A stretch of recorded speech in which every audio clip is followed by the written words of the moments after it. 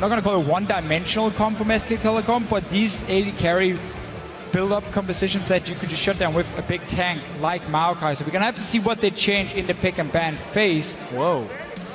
Okay, so what are we setting up here for first pick if you're EDG? Because Rek'Sai is banned as well. Kalista Urgot.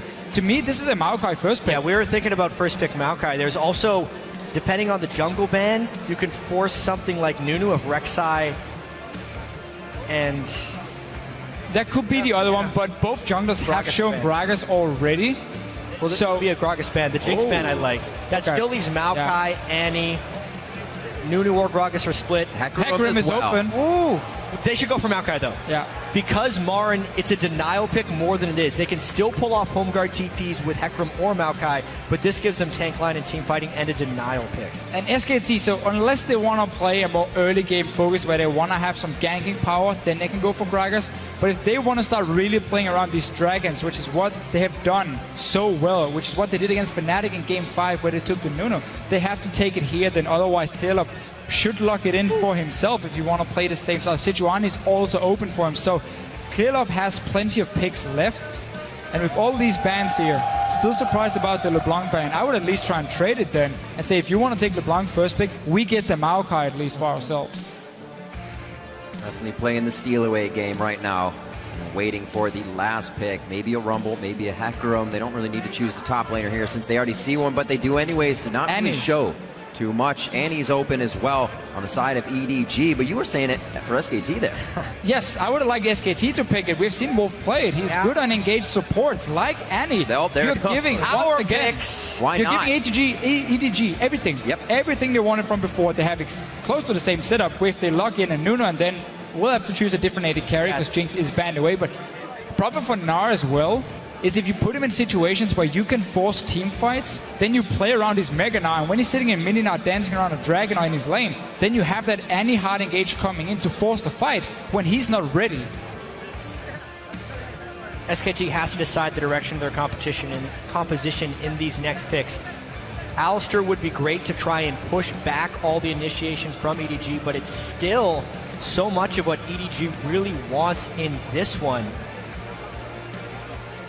Would they? Okay. This is a matchup. It's a matchup pick. They've already locked in an early Azir. It's not a for sure matchup when later on in the game a Kassadin can crush an Azir. Yeah. It's one of Pawn's favorite champions. Faker Kassadin. Basically pre-level 6, it is locked in. Okay, we're taking chances now. Woo. We're subbing in Faker, we pick him that Kassadin, we now rely on him being able to snowball early game. Pre-level 6, he's not going to do a whole lot. Azir is going to push him into his tower, but at level 6, he can start jumping towards the Azir pick, and that's where it can become a bit annoying. And of course, late game, you have all that insane mobility where you can really start dancing around and always get into the backline of EDG. If they take this one, it's going to be a Camp Faker. Well, Clearlove's Lee Sin was legendary during the regular season in the LPL. A lot of people were saying Edward Gaming got hurt by the Cinderhulk patch because he couldn't play Lee Sin anymore, and Pawn was having less success on his assassins. And it's been in this tournament as well that Clearlove has shown more strength on the tank junglers and Pawn more strength on the consistent damage dealers. Nunu still would have a Blood Boil target that's not Corki and Azir if they go with this composition. And the reason they take Corki here, we've already Azir locked in and a tank top lane, so it is very magic focused, but they want to have it so they can punish Kassadin in the mid game. When he sits in his lane, he doesn't have proper wave to defend himself against Azir and Corki grouping with that Trinity Force and just poke SKT out. Because if you look at that composition, at the moment there's zero wave. SKT needs wave clear. They have to go Lucian or Sivir if they want to add something that can protect towers.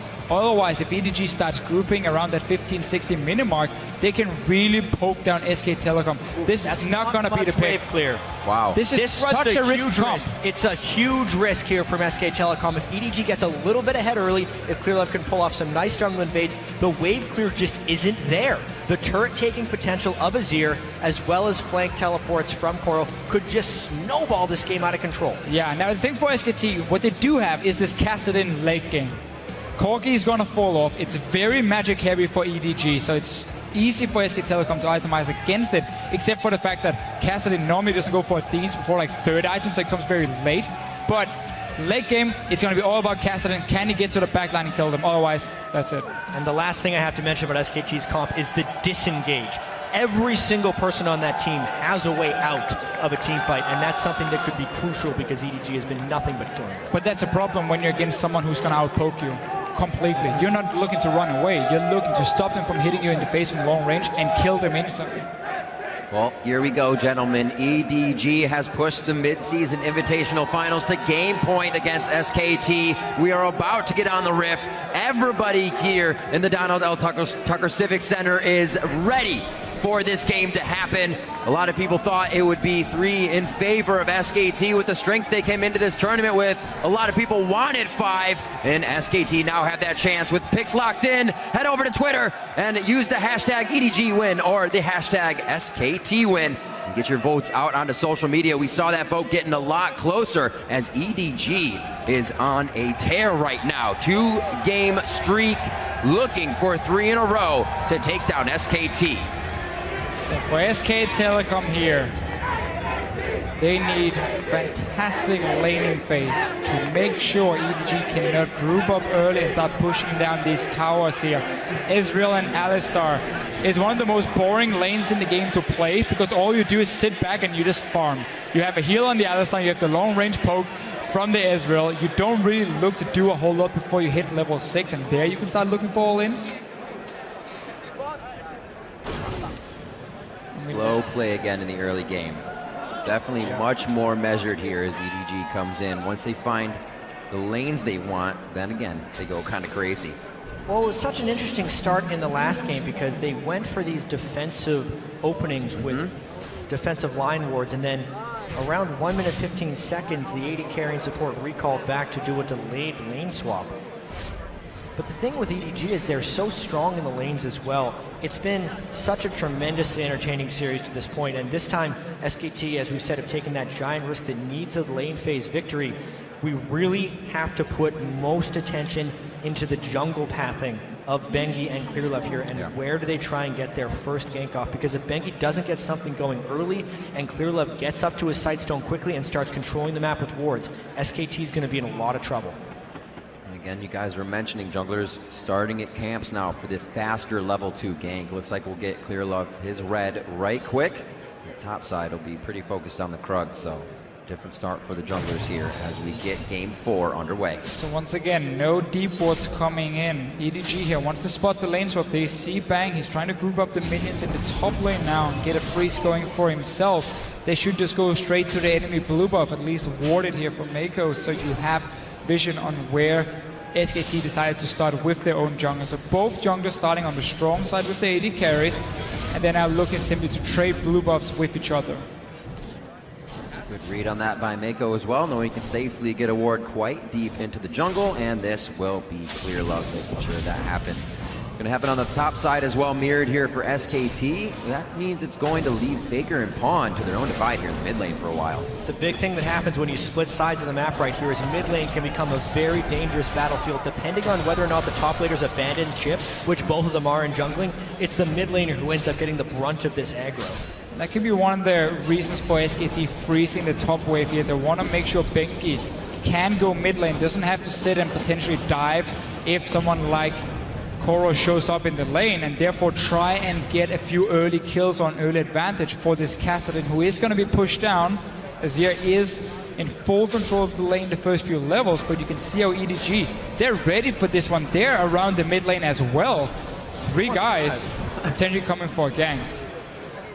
They want to start this one off right. Easily could have lost somebody there, but they figured they had the pressure, and they're going to still start being aggressive. They have to go bottom lane now because they didn't get a freeze due to them pulling for the Nunes. So by them moving down to Tribush, what they want to do now is make sure SKT can't make it to tower, at least while the minions are still alive.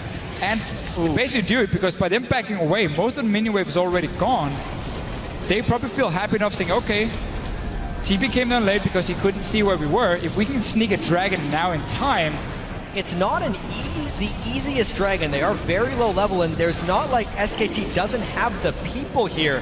They have the speed shrine, but there are a few people in SKT that dragon resetting! Stopped at 1600. Smite is not up for Bengies. He comes in here. This might be the fight focus for SKT. He flashes off the wall. Deft is level 3. Flashes for the vision as well. First blood for Deft on his Corki. Barn hits Nard. Hops out of that one, and EDG again pick up first blood.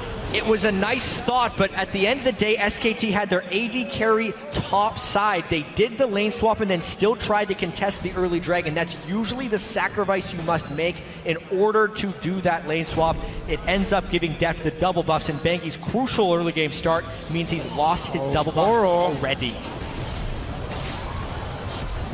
Flashing gets out nicely on that one.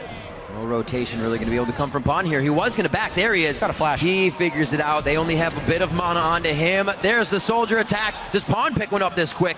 Wolf is there for the protection.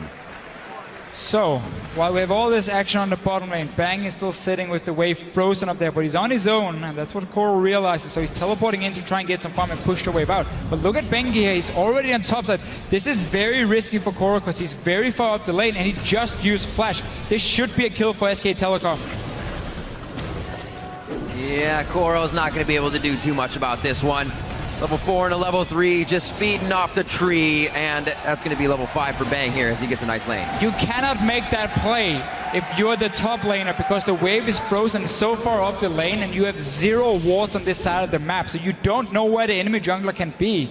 Koro, very greedy for some farm. Could have walked all the way up because the wave was stuck there anyway near the tower. Koro is one of the greediest players. It's rarely punished, but right there you can again see it.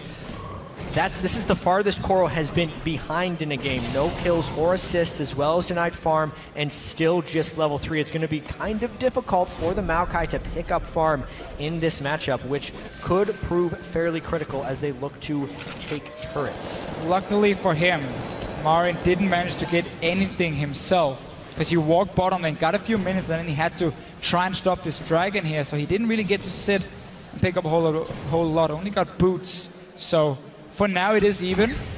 Marin can, however, itemize Hexstringer, upgrade his boots for some more magic resist very early on and become super hard to deal with for the Maokai and even for the Azir if we do see a roam coming up.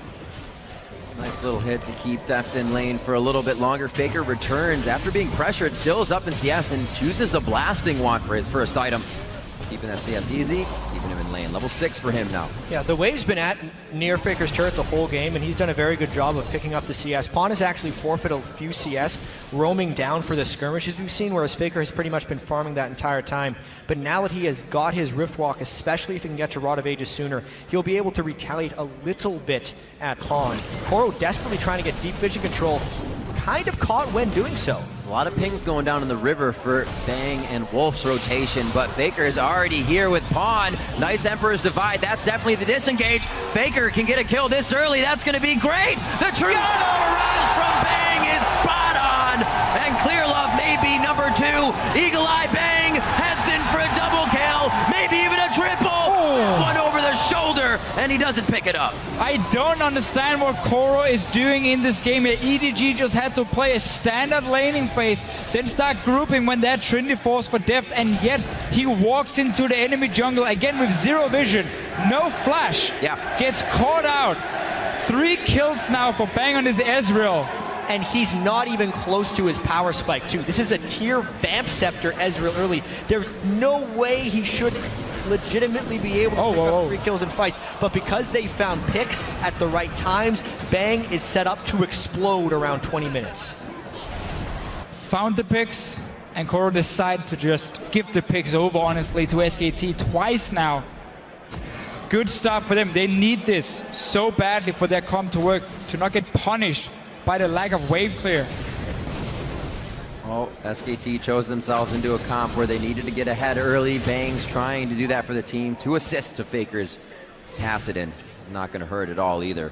Death's early kill here keeps him pretty safe in lane. He does have that phage. He can get some trades in as long as Bang doesn't go back and start to outscale him too hard.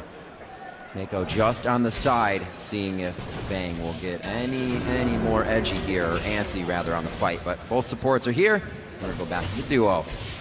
Not too much pressure coming out of the jungles right now. Everything's being cleaned up. Seems like everybody's kind of taking a breather there.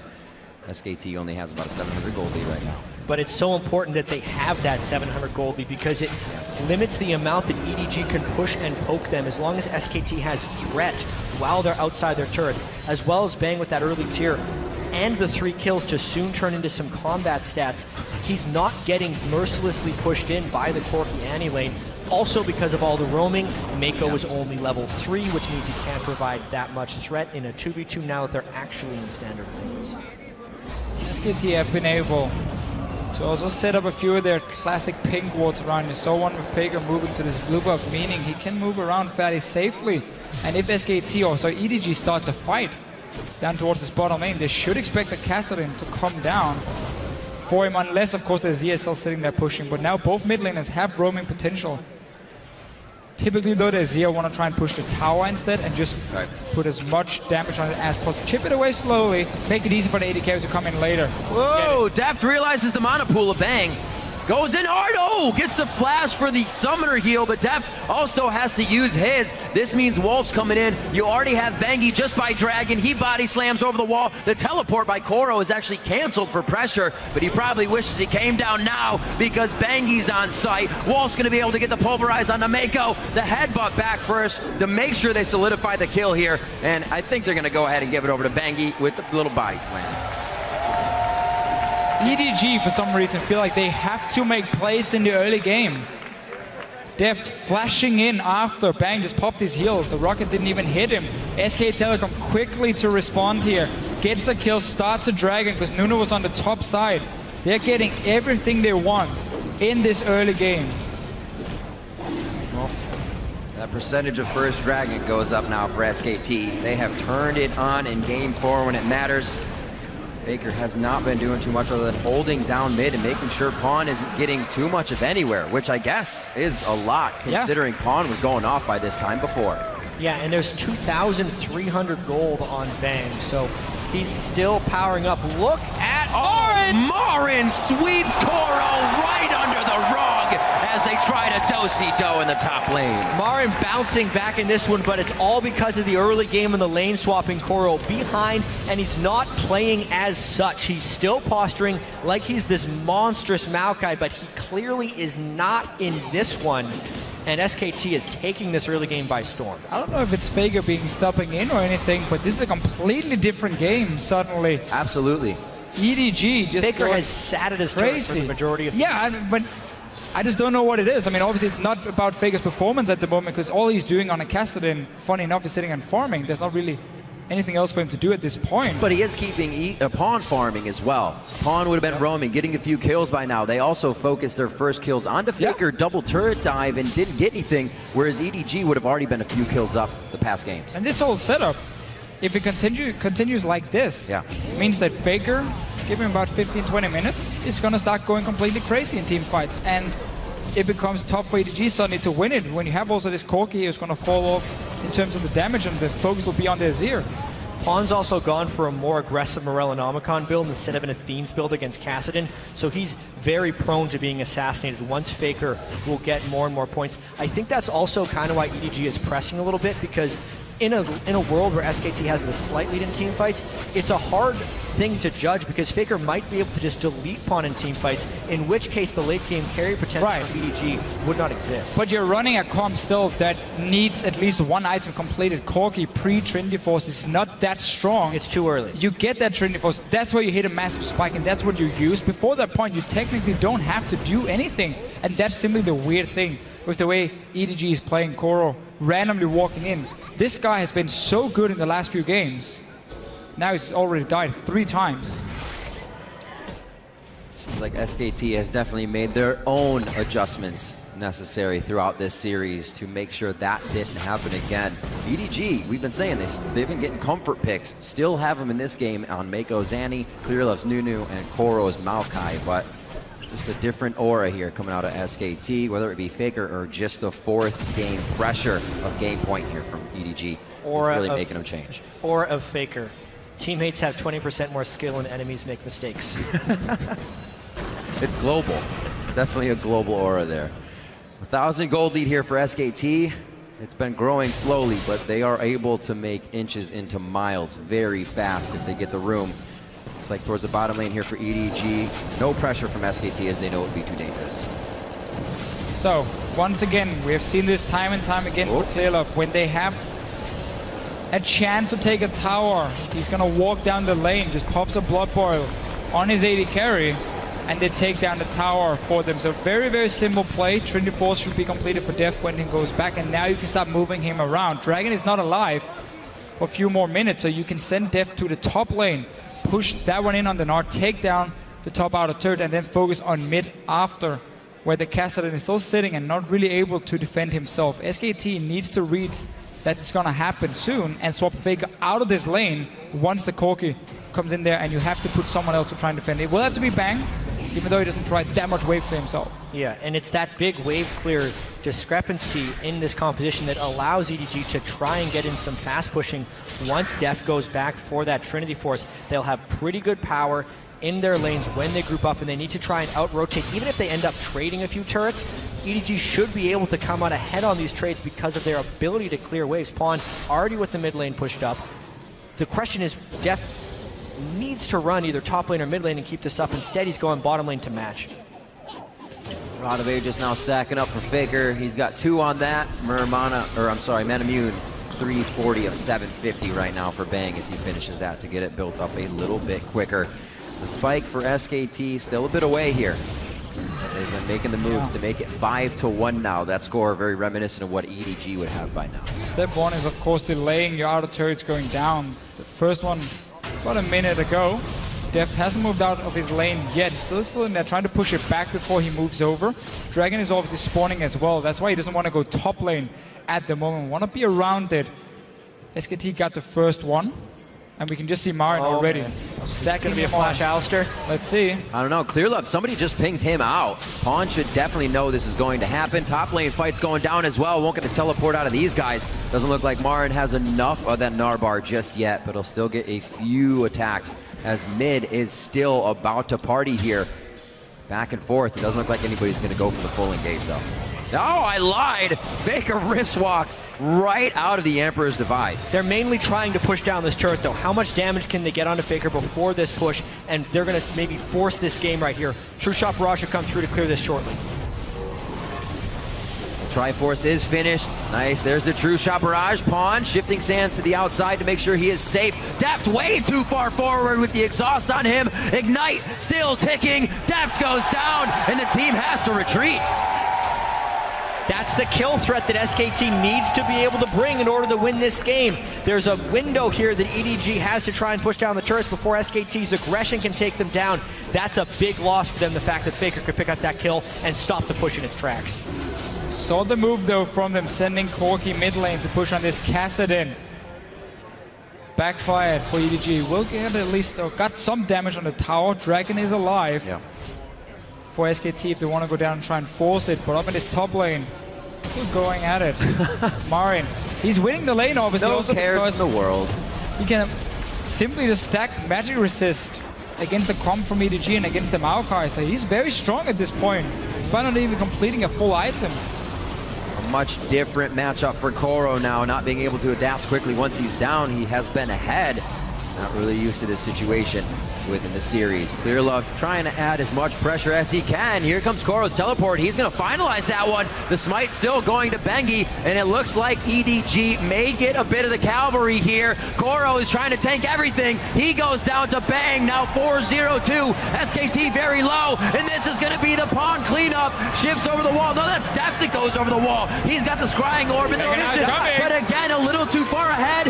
Is it enough to pull the team back, though? Marin throws everybody into the wall.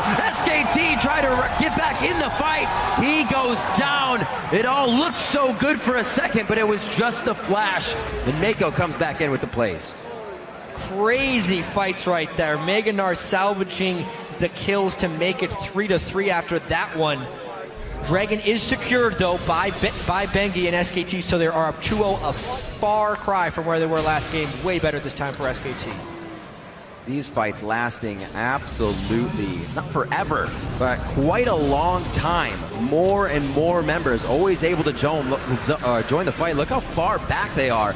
And they go all the way to almost second tier turret. Yeah, so Marin comes in with TP in Mininar for himself, so he's not really doing a whole lot yet, and EDG feel like they can chase Mako with the flash tippers, getting 2 kills, but then look at Marin here, getting that Mega Knight, Def playing it super aggressive, jumping over, taking a lot of damage, and as soon as Marin gets the Mega Knight, close to the wall for EDG, that's a turnaround and end up trading. Deft, again, this game goes a little bit too hard and greedy there. He's done it in the bottom lane with his flash burning both summoners. He did it there, allowing a bit more time for Marin to charge up his Mega Gnar. EDG stays on the offensive. They want to get these turrets down. And that's the thing, EDG doesn't really need to team fight.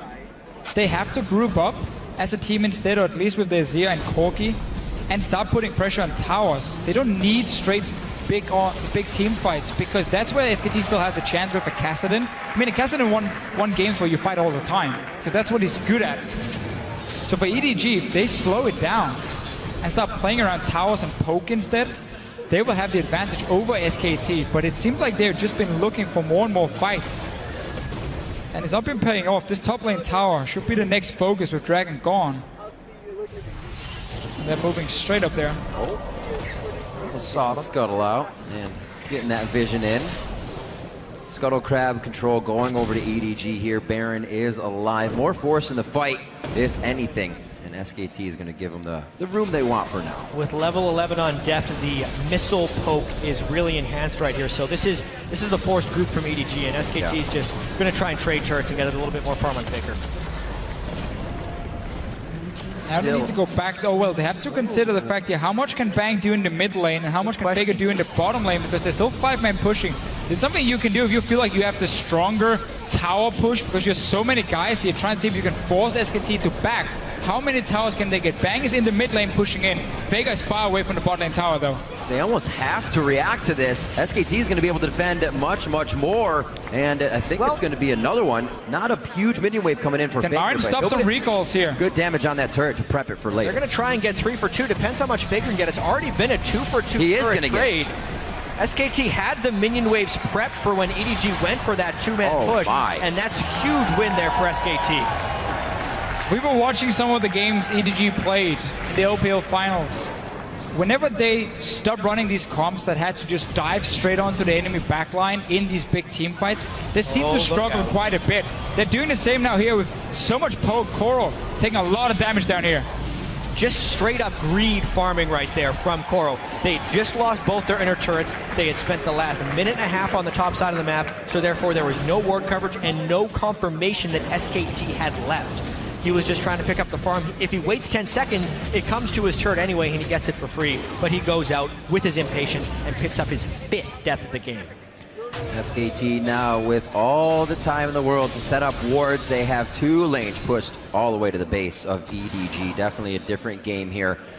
1-0-6 for Faker. Bang has been flying off to handle this game. 5-1-2, and you cannot forget about Marin in the top lane. With a little bit of help, they have finally shut down Koro in this series, and it's hard to see EDG have an impact now as they cannot go in. It seems like the composition is working against them if they can't continuously dive. They've simply not been able to properly use the poke and the siege they do have. They don't prepare minion waves, they don't look at where SKT is positioned, and they take early fights where they don't have to. So EDG has not been playing the comp. SKT, full credit to them for taking advantage of it, getting all these kills here. And you have a very fit AD carry, and you have your Kassadin already hitting his 2 spike item now. That's the big one. I wonder if Faker is going to go with Athene's next. He's not running any cooldown reduction, which you normally do in that build, because it's about stacking as many Rift Walks as possible, getting off as many as you can in the fight. Then you go out of mana, but because you have Athene's and so on, you get a lot of mana back on kills and assists, and use that to kind of like get a reset. But because he's not running cooldown reduction, you might see him just go for a different kind of build. Slow pokes back and forth. EDG definitely keeping their distance. We're going to see Koro to the top lane. Teleport is available for both of those laners. See if that comes into play here. EDG is actually hoping SKT kind of engages. They don't want to step outside their boundaries right now. I also want to point out the importance of the Aegis rush that we've seen by Bengi right here. There's so much magic damage by EDG right here, especially with Corki as their main physical damage dealer, still doing about half magic damage. Aegis, soon to be Locket, the magic resist stacking on Marin. The efficiency of the itemization SKT can build in this game is making these fights much more difficult. engaging on a Mega Gnar. Yeah, just about to gnar out the whole team, side swiping from the bottom as well. He gets Pawn and Mako. Mako, can he deliver the Tibbers back into the fight? Marin trying to dodge out now. Bengi onto Pawn nicely, keeping him far away from doing damage, but Bengi finds himself as the main target now. He will not go down. That's grievous wounds. Now they're under Clear Love. SKT has managed to get themselves in a good position, but they all have very low HP as they skirt around dying in this fight. Faker starts to pick up kills, goes in Zanya's. That's actually going to be a kill over to Bang, and they won't finalize Mako out. Faker gets the force pulse double kill. Here comes Koro though, and he may be able to pick a few up. He's just going to have a dance with Wolf and not be able to provide much. And the last few games, it was SK Telecom who didn't have the damage to take down the tanks of EDG. Now it's the other way around. Marin and Benki just jumping in the face of EDG, tanking up everything, buying time for Bang on this Israel to poke people low, and then Faker can come in and he can just clean up the kills on this Kassadin. Great team fight for SK Telecom. And they've managed to survive what would have been a weak early game. And we're now getting to that point where their comp really kicks in. Yeah, especially when they can get the Manamune transformed to a Muramana, which will happen in about 50 more stacks. It's not done yet, though. SKT was so low from that last fight that they had to recall, and EDG's trying to sneak it. They may be able to teleport to this one, though. We saw Koro use his, so it is going to be Marin that's able to make it in. The Narbar's halfway full. Dragon is going to go over to Clear Love. It's something they needed to get those stats in. Marin is in a great spot to stop anybody from getting away. Pawn over the wall as well. Everything's happening in retreat right now for EDG, and SKT is just layering on the damage. Only able to find Koro here, but I think Mako is going to be a second kill as well, and that is another double kill for Faker's Kassadin. Faker getting fed at this point, 5-0-6. This is when he starts just blowing people up. Zonya's Hourglass Power Spike, needlessly large rod on the way as well, because he's not needing to respect the damage output of EDG right now. He was just meditating early in the mid lane, getting ready for all this. That's what it's what you do on Kassadin. Exactly. You just sit there, you tell your team, just wait, you know, give me a little bit of time. And exactly as we predicted with the Kassadin thing, as soon as you get to 2 items at least, you get to late game, or well, to the later team fights, you really become super powerful. And EDG has been forced to itemize very defensively in some ways. You can see Defty's going to go for Bloodthirst, or at least building towards it, because he needs to be able to survive this Kassadin jumping towards it. That's not the maximum Corki build he can go for in the mid lane. Scepter coming in second item for the Azir. Could have gone Athene's into like a death cap, but then again you have so much magic damage that you need to reduce the MR of SKT to get proper damage out there for basically all your members. And therefore you need the Scepter. What a ridiculous way to be able to pull out a wild card. One of the only teams in the world that switches out their mid laner, and this is not to say EasyHoon is any less better than Faker. It's a pretty good wild card, either way around. But just to do that, to make your strategy better for the situation. Not many teams can do that without having troubles, and these guys do it on the fly. Paying off here greatly in this game. The style of play with somebody carrying now from mid lane is what SKT needs. Let's see. The 5 as we see 28 minutes I should say, coming up on the clock.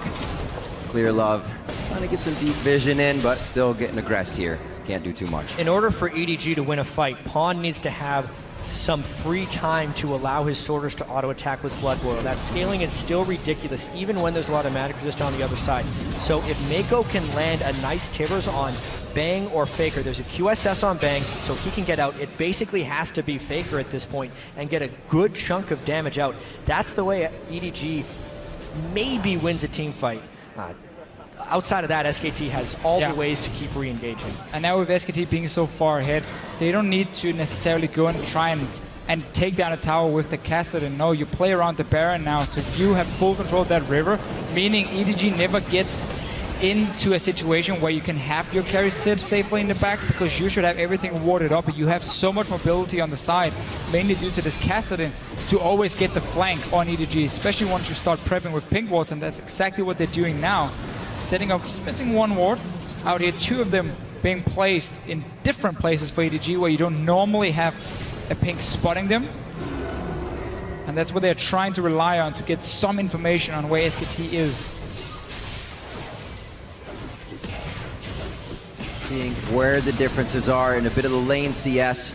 This game, Marin up about 15, but 3-1 and 5 is making him a monster in these fights. Numerous ultimates have set SKT up to clean these fights up. Mainly Faker and Bang in the early game really helped to stop EDG and stave off their early aggression. Carrying this through now to 30 minutes. Getting very tough for EDG to take any of these fights. They just have to watch. Yeah. Luckily, EDG could control that one dragon, but the Baron is what SKT gets to control now. They have such nice pick potential in this jungle. It is also potentially good for EDG if they can trap SKT in a corridor with an Emperor's Divide, but it's unlikely with the way SKT picks their battles for something like that to happen. It's a good hit on clear low. From SKT there, playing a little bit of their own poke game, if you will, before the fight starts, and just really giving themselves great. Still the ward outside. Still the ward right next to the small bush where SKT is sending 4 members, so they are spotted. Deft also decides to use his trinket. That's really clever. He scrying orbs them so they're less suspicious of the ward, because otherwise they would have games. Assumed and swept that area. There's also no upgraded sweepers yet on SKT, so in order for them to find that, they'd have to just sweep a really odd area or have a Raptor smite proc from Bengi. About time SKT upgrades their sweepers if they're looking to close this game out. EDG finally putting a little bit pressure back onto SKT. Last time we saw them with a kind of a big run was towards that top lane, and they lost a lot of their turrets. Now trying to put their foot down. They're going to gain back vision on this dragon. But like you said, Jap, they got to have some crazy clears. Actually, that ward already died. So they're good. They put a ping down. Yeah, so EDG using the fact that the minion wave pushing on the bottom side to have SKT go back and clear it out and give up this area here around the Baron. So at least you get to clear a few wards. You buy a little bit more time if you are EDG, but it's not really going to be a whole lot easier for you to fight because of how strong Kassadin will be in the late game. And Faker not going for the Themes. Instead, straight to death cap for him. It's been a while since we've fought, so there's 10 Summoner spells up in this game right now. This dragon fight could be incredibly huge. It's no longer the Baron they're posturing over, but Scuttle Crab control for EDG. They're actually going to be the ones that try and force this with the teleport in from the backside. They can't find Marin. He's close to Meganar. Let's see this. Home guard comes in, wears off, so a little bit of that pressure is down. Koro throws down the ultimate. Can they close the gap, though, from the side of EDG? They're still in the back. Pawn is getting time to work those blood-boiled soldiers, but all SKT does is back up slightly, and they are completely now able to zone the fight. Pawn dives in. Emperor's Divide so they can fly towards the back line, and Bengi hits up Deft immediately. He flashes over the wall. A nice fast bomb to take down Bengi, and it looks like Deft trying to skirt around the fight, cannot do so. SKT is just able to reposition themselves so fast. This composition can jump, hop, body slam, and rift walk. You just can't get away. And that engage from EDG, sending in your mid laner in the middle of the SK Telecom team here. EDG, all they had to do was keep running back and just poking with soldiers and rockets, try and wear SKT down. Instead, they went all in. And the worst thing is Pawn ate the exhaust as soon as he flew in as well, so the Emperor's Divide wasn't even able to burst. SKT, though, I have to credit them for their ability to disengage. That's the main strength of their composition, the in-out gameplay in team fights. Alistar can headbutt anybody back. Kassadin and Ezreal cannot be stuck on, so when they do find that window to fight, when Pawn finally gets impatient and tries to go all the way in, SKT completely wrecks them. 32-minute Baron going over to SKT here, 20-6. Like I said, this score is just looking like something EDG would put up as SKT starts to turn it on. Yeah, because Koro actually ends up taking more poke than the rest of SKT does right now. In order for Ezreal to poke and Faker having the flank over the side, as far as the poke battle goes, SKT was winning this. So Pawn decides he's going to try and make a play, but it's just not on the same page as the rest of his team. He can't even flash over his Emperor's Divide afterwards. Yeah. So he's really trapped in the middle of the fight. And at this point, it's a one fight for SKT. They had such a good setup, EDG, with the soldiers blocking the river, making sure that SKT couldn't really move further. It's only been the tanks that was being poked down. It was 2 versus 1, basically. Only the Ezreal really poking from SK Telecom at this stage of the game. And we just have to say, these team fights, every single one has been in favor of SK Telecom. Faker, 6 kills on the Kassadin, 8 kills for Bang on the Ezreal. It's the right people getting all the kills. for SK Telecom. Yep, and those fights are going to be even harder now. Jat, you said 10 summoners were up, and most of those summoners are down now for EDG, with still SKT the ability to hop and jump, like you said, kite the fight or fight it if they want to. 35 minutes on the clock. SKT now starts to bear down on the last second tier turret in the top lane. Looks like we're going to have Marin pushing the bottom as well, with Faker coming from the mid. There's still no Void Staff on your AP carry if you're EDG at this point. He has no Last Whisper for your AD carry either, even though that's not even going to be the main item you need because you have already fallen so far off as a Corki. But the fact that your penetration items are so delayed by you trying to buy some more defensive-minded items is a big, big problem. If you look at all the tanky stats for SK Telecom already built up, there's just so little damage for EDG at the moment. Deft is shooting a brick wall when he hits Marin right now. I'd say another big story in this game is the fact that Koro hasn't been able to force initiations. He's so good and such a critical player in EDG's success. He has fallen behind from minute one, and every attempt he's made to come back to the game has only put him farther behind. Great split push here from SKT, since EDG, even when they initiate, doesn't have the damage to immediately burst someone, so SKT can support from any front, and now they're chipping away these turrets. This isn't the game we're seeing the Talisman of Ascension on Mako and the Righteous Glory on Koro. He's going more defensive for himself, Mako, this time, because of how far ahead SKT is. We've already seen a turret go down with Marin in the face of Koro, so he's not going to be able to stop much in the bottom, and SKT is just whittling away at the turrets as they wait for more minion waves. Now to the mid. This one's already prepped and ready to fall. They are onto the inhibitor turrets. Like I said, Marin's going to drop one in the top by himself, and it almost calls the whole team over to see if they can take him out. You almost have to fight as EDG. It's just you can't get your mitts on this slippery SKT team, so they pulled so far ahead right here. The instant EDG commits, SKT can jump on the exposed backliners. I love the way SKT is playing patiently here. There's a body slam in, getting Clear Love out of the fight so they cannot be zoned with that absolute zero, and it doesn't look like they're going to be able to use many of their ultimates at all. Mako gets out of this one. He still has Tibbers up. Using that stun accordingly is going to be big, but all he gets is a Polaroid of himself going down when he flashes that one. 22-6 is the score for SKT as they start to close the door on Game 4. We are going to go to a full 5 here in the finals of the mid-season Invitational. SKT dropping the last Nexus turret. Minimum when minion waves on the way in. It's not going to matter. They're going to pull it off. We're going to Game 5. And that was such a weird early game for EDG. Walking randomly into the jungle of SK Telecom, being caught out, picking fights, flashing forward, instead of taking the same sort of engages they did in Game 2 and Game 3, where they seem to be in control, knowing when to use certain power spikes here. They gave so many kills over to SK Telecom, and they just took everything and used it to completely take over the game. Yeah, they had many of the same picks from the previous matchup as well. But on SKT's side, they changed a lot, which I think changed the complexion of the moves that EDG was trying to pull off. We know that they're a team that overreaches at times, and they were definitely overreaching. Remember, they started that last Game 3 up 6 kills to 0, and they were probably trying to re-emphasize something like that because it didn't work, and SKT made the adjustment. With Faker, we're going to Game 5. We are going to Game 5, and we are going farther than that. For more on that series tying win, let's throw it over to the analyst desk.